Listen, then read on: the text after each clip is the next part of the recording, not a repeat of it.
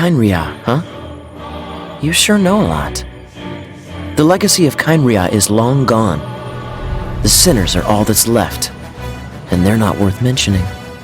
I am back with another guide, boys, and today we are going to build Yoimiya. She is Pyro DPS, so let's talk about how her kit works. The main source of her damage is her elemental skill. So the first talent you need to level up is her elemental skill. This is the most important talent in her kit. When you activate her elemental skill, her normal attacks will turn into blazing arrows, which will deal pyro damage. Her elemental skill's damage depends on her maximum attack. In simple words, when you use her elemental skill, her every normal attack will turn into pyro attacks, and that mode will last for 10 seconds. And her elemental skill's cooldown is 18 seconds. That means you have to wait for 8 seconds to use it again. Her elemental skill can only target one opponent at a time. She cannot hit 2 opponents at the same time. The next talent you need to level up is her normal attacks. The reason for that is because her element skill use nothing but normal attack. So if your normal attack talent level is low, you can't deal maximum damage in a short time. If you use her charge attack, she will generate a maximum of 3 kindling arrows based on time spent charging. Now this is a very cool ability. Her kindling arrows will home in on nearby opponents or birds or any living beings. This is how it works. As you can see, her kindling arrows will follow birds, even in the air. And it can follow more than one target at the same time. So with this, you can kill Timmy's pigeons even in the air. The next talent you need to level up is her elemental burst. Her elemental burst does 2 things. The first thing it does is deal pyro AoE damage to opponents, and it will mark opponents with Aurous Blaze. And when opponents are marked by Aurous Blaze, if any other party member than Yoimiya hits opponents with any kind of attack, it will trigger an explosion that will deal AoE pyro damage. Her Aurous Blaze buff lasts for 10 seconds, and you can trigger an explosion every 2 seconds.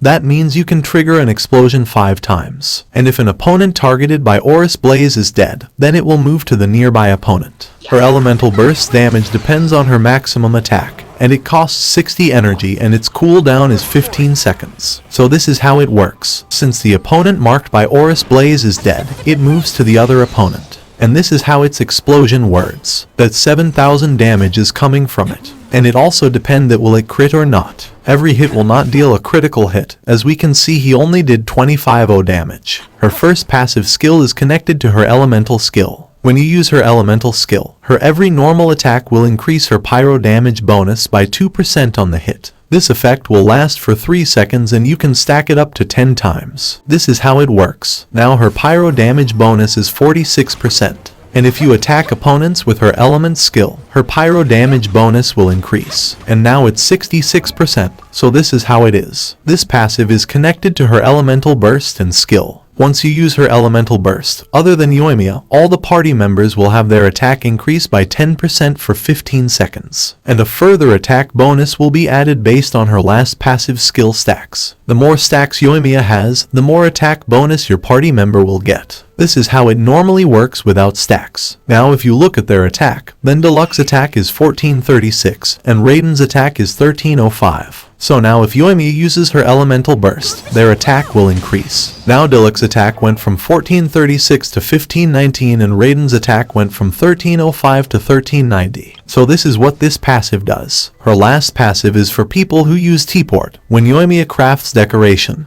ornament, and landscape type furnishings, she has a 100% chance to refund a portion of the materials used. Now, let's talk about her constellation. Her first constellation is about her elemental burst. Its Aurous Blaze duration is increased by 4 seconds. And when an opponent affected by Aurous Blaze is dead, Yoimiya's attack will be increased by 20% for 20 seconds. So this is a very good constellation, because now her Aurous Blaze will last 14 seconds, and a 20% increase in attack is really good for Yoimiya, because her element skill's damage depends on her maximum attack. On her C2, every pyro damage critical hit by Yoimiya will increase her pyro damage bonus by 25% for 6 seconds. Now, here they only said when Yoimiya's pyro damage scores a critical hit. That means you can get this effect even by her normal charge attack. It has to be pyro damage from Yoimiya, and that's all you need to activate this effect. Not only that, you can activate this effect even if Yoimiya is not on the field. If you are thinking, how is that possible? Then let me explain. Her elemental burst marks opponents with Aurous Blaze, and if any other party member than Yoimiya hits opponents, it deals pyro damage. And that damage is coming from Yoimiya. That way, she doesn't really need to be on the field to activate her C2 passive. So that's how it is. Her C3 will increase her elemental skill talent level by 3, and this is good since her main damage comes from her element skill. At C4, when Aurous Blaze triggers an explosion,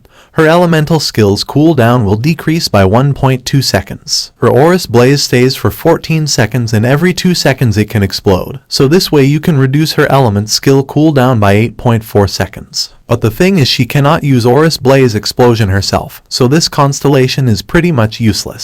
Let me explain why. Because the gap in her elemental skill cooldown is 8 seconds, and if you change character to use her elemental burst explosion to reduce her cooldown, by the time you change your character again, 8 seconds will be over anyway. But this constellation works perfectly fine in co-opus, since your teammates can use Aurous Blaze explosion, so it's not that bad. Her C5 will increase her elemental burst talent level by 3. Her C6 is about her elemental skill. When you use her element skill, Yoimiya will have a 50% chance to fire an extra blazing arrow. That will deal 60% of its original damage, and that damage will be considered normal attack damage. In simple words, her solo damage will increase a lot. So if you want to go for her constellation, then you can go for C1 or C2. Her C6 is good, but she really works well at C0. Let's move to the next part of this video. I will show you different artifact works, and I will explain how much critical value you actually need to deal good damage. The first set we are going to use is Shimnawa. This is the artifact set most people use for her, and we are using crit damage circlet here. As you can see, she is not doing much crit, but her biggest damage was around 17,500. Now we are going to use her with crit rate circlet. With this, we have a 71% crit rate. Now let's see how this goes. Even with this much crit rate, her final attack didn't crit. But again, the damage is around 17,000. There is not really much of a gap. So you need to have a good crit rate, or else she will miss crit hit most of the time. And you don't really want that, since her elemental skill takes 8 seconds to cool down. The next set we are going to use is the Crimson Artifact set. Now this is also a good set for her, but this set doesn't buff her normal attack, but it increases her elemental reaction damage. The biggest damage she did was around 14,500. It's not bad, but it's almost 3,000 less than the last set. The next set we are going to use is 2 pieces of Crimson for pyro damage bonus, and 2 pieces of any set that give an attack bonus. The biggest number is around 15,000. It's better than the last set because her overall damage depends on her maximum attack. This is a good combination. Let's try this set with crit damage circlet. With this, we have crit damage over 190%. So let's see how it works now. Again, she didn't crit on her final attack, but she did 11,000 with a normal attack. Now she did crit, and this was the biggest number we saw till now. So this combination works great. If you don't have a 4-piece set, then you can try this combination. The next set we are going to use is 2 pieces of Gladiator and 2 pieces of Shimnawa for more attack value. With this, we have more attacks than 2,000. She is dealing good damage, and her biggest damage is around almost 16,000. It's not bad, but it's not good as solo Shimnawa artifact set. So this was the all artifact showcase. You can also use the Echoes artifact set if you want, since it also increases normal attack damage. I didn't use it since I don't have any good pieces of that artifact, but it works well if you have good critical value. You really need to have a good crit rate on Yoimiya. If she doesn't crit, then it will be bad for your team rotation. Now let's move to the next part of this video. Let's talk about what weapon you need for Yoimiya. I will show you different weapons work. The first weapon we are going to use is Rust. This is her best 4-star weapon. If you don't have her signature weapon, then this is your best choice. The thing about this weapon is that it doesn't give critical value as a sub-status. But this weapon's passive is good for Yoimiya, since it increases normal attack damage by 40% at R1, and we have it R5. So she can do 40k with only this much crit value. But the more crit value you have, the more damage she will do. Of course, if she can crit or not, it all depends on how much crit rate you have. Now, let's try her with critical damage circlet. This is how it works. It doesn't matter if you have high crit damage value, if your character can't crit. Now her biggest damage was 16k only, even though she has more crit damage than before. So it's better to give her balanced crit value if you want to do damage with her. The next weapon we are going to use is the Alley Hunter. This weapon gives nothing but attack, and its passive is really good. Every second your character is not on the field, you will get a 2.5% damage bonus, and you can get a 25% damage bonus like that. In simple words, if Yoimiya is off the field for 10 seconds, she will get a 25% damage bonus. First, we will try her with a 25% damage bonus buff. Let's see how she does with it. So she did 32k with it. That's the biggest number she did. This weapon is only at R2, my rust was at R5. Even so, with this weapon's passive buff, we got only a difference of 8k. So now let's try this weapon without its passive buff. With this, you will know how much damage it will really do. Well, it didn't crit even with a 70% crit rate. But with a crit rate, her maximum damage is almost 29,000. This weapon's buff can give you more 3,000 damage, so you can use it if you want. The next weapon we are going to use is My Yoimiya. This is a good weapon for her, but you can't really use its passive buff with the Shimnawa artifact set, because every time you use elemental skill, it will use 15 energy. Because of that, you will never have 100% energy for her, so you can't use this weapon's passive buff. But let me show you how this works with this artifact set. Even without its passive buff, you still get 16% more damage from normal attacks. And she did 31,000, it's not bad at all. Of course, it's less than the Alley Hunter. But now let's try her with a different artifact set to see this weapon's maximum damage. We are using a 2-piece artifact set combination. Now even with full energy, she has done less damage. The reason for that lies in her artifact set. Simply put, Shimnawa works better for her, even with less critical value. So you can use this weapon on her, but use it with her best artifact set. If you don't have 4-star weapons, or you have just started playing this game, and you got Yoimiya, then you can use these 3 weapons, which are also very good for her. First is Slingshot. This weapon gives a crit rate as a sub-status, and its passive is not bad unless you miss the target or can't hit quickly. But Yoimiya hits really quickly, so it will be 50-50 whether you can use its passive buff or not. If you don't have it, then you can use Sharpshooter's Elf. This is another good 3-star weapon for her. This weapon gives critical damage as sub-status, so you can have more critical value for your Yoimiya. And there is another 3-star weapon with critical value. This weapon is called Messenger. Its sub-status is good, but its passive is not really good for Yoimiya since her damage comes from her normal attack. For Yoimiya, you don't really need to use weapons that give energy recharge or elemental mastery as sub-status, because what she needs is attack or critical value.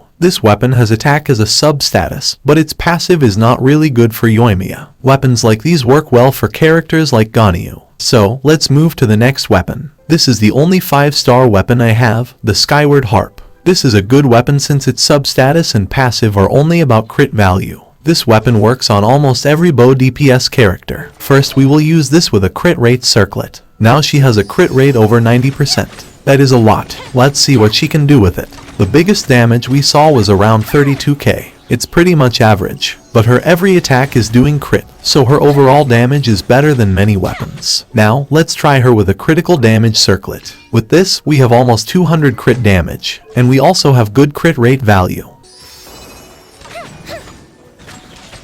Now this is really good damage. It's not bad at all, but R5 rusted a bit better. But if you have rusted R1, then this weapon is better choice. Of course, her best weapon is her signature weapon. If you have it, then just use it. Now let's move to the next part of this video. Let's talk about teams. For a Pyro DPS, there are not many choices. The first is Hydro and the second is Cryo. But Yoimiya can also deal more damage with different characters that don't have these vision elements. Like Yunjin, since her elemental burst can buff your normal attack damage. Your Yoimiya can deal more damage with Yunjin. Let me show you how. The biggest damage we did with Rust was 40k, but now its biggest damage was 44k. So this is how Yunjin can buff your Yoimiya. The next character who can help Yoimiya is Mika, because his elemental skill can buff your normal attack speed for 12 seconds, and Yoimiya's elemental skill lasts for only 10 seconds. So this is good buff for her. First I will show you Yoimiya without Mika's buff, then with his buff. So this is how many arrows she can normally shoot while her elemental skill is active. She can do almost 3 rounds of her normal attack pattern. Now, let's see it with Mika's buff.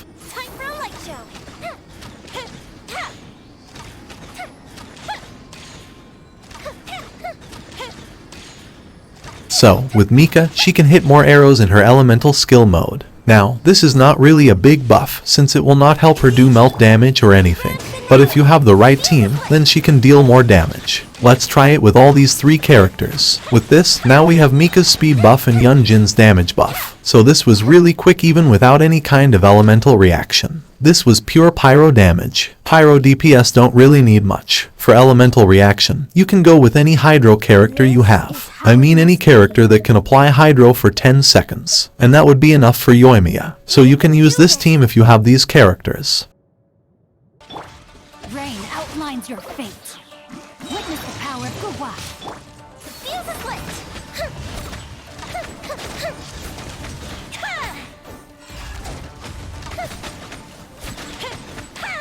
With just 1 elemental skill damage, the boss life went half. We didn't use Mona or Barbara, but just water Pokemon from Liu. You can use Mona's elemental skill to apply hydro, then you can use Yoimiya for pyro damage. It's the same thing with Barbara, so with this team you will never run out of hydro support. If you have Yellen and Kokomi, then you can use them if you want. If you have Ayato, then you can also use him as support, since his element burst stays for a while. Now, let's move to the Melt team. We have 3 cryo support. You can't really apply cryo from this cat's elemental skill, since after 1 pyro attack, it will be gone. If you think her burst can do it, then I want you to look closely, because Yoimiya is applying pyro faster, so it's not effective as it should be. The thing about Ganyu's elemental burst is that it can apply cryo and it will also stay on the field for some time. But if you look closely, Yoimiya is faster again. She is applying pyro faster, but nevertheless, we are getting melt damage. So what we need is characters that can apply cryo faster than Yoimiya. There are some. First is Ayaka, but if you don't have her, it's fine because Rosaria can also do it. Now, let's see how this goes. If you look at the boss now, all you can see is a cryo mark on it. The reason for that is because Rosaria's elemental burst can apply cryo faster, and Yoimiya did really good damage. She did 88k. That's a lot of damage for a normal attack. So this is how you can use your Yoimiya for melt damage. If you don't have Kazuha, then you can use Sucrose for pyro buff. Sucrose's elemental burst can buff pyro attack if you mix pyro in her elemental burst. Let me show you how you can buff your Yoimiya with Sucrose. So this way, you can buff your pyro DPS with Sucrose. It can be any pyro DPS. This is how you can use Sucrose for your Yoimiya. Now this is another good team, because with Raiden, Yoimiya can always use Overlord reaction, since Raiden can apply Electro off-field. But there are also other characters who can do the same, like Oz and Lisa and Beidou. You can also use this team, Hydro and Cryo, at the same time. It really works well with Yoimiya as the main DPS. You can use any Hydro character you have. All you need is a character that can apply Hydro. And if you don't have Rosaria, then you can use Chongyun. And you can change it with Kaya if you want, because Kaya can also apply cryo with his elemental burst. You can use Zangling for more pyro damage or elemental reaction if you want. If you are thinking, why not Dendro? It's because Yoimiya works better with melt and vaporize reaction, and that is a fact. And since her elemental skill targets a single opponent, because of that, many times she can't hit Dendro cores. But if you want to use her with a Dendro element, then you can use Nahida or Traveler for Dendro support. And for Hydro, you can go with Barbara or Kokomi as healer and Water Pokemon or Yellen for Hydro support. So this is how you can build your Yoimiya. This is it for today. If you liked the video, make sure to subscribe for more Genshin Impact guide. You can also comment if you want me to make a guide on your favorite character. See you next time.